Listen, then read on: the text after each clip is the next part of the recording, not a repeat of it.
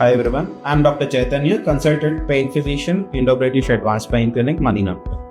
So ఈరోజు మనం ఒక కామన్ ప్రాబ్లం గురించి తెలుసుకుందాం, విచ్ ఇస్ సర్వైకల్ స్పాండిలోసిస్.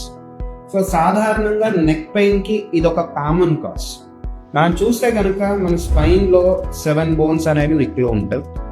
దీంట్లో ఏదైనా ప్రాబ్లం ఉన్నప్పుడు, అంటే ఈ బోన్స్ మధ్యలో డిస్కల్లో సమస్యలు ఉండడం కానీ, లేకపోతే ఈ ఫ్యాసెట్స్లో ఏదైనా ప్రాబ్లమ్స్ ఉండడం కానీ, లేదా ఈ చుట్టుపక్కల మా మజిల్ స్పాజమ్స్ ఇవన్నీ రావడం వల్ల మనకి నెక్ పెయిన్ అనేది వస్తుంది.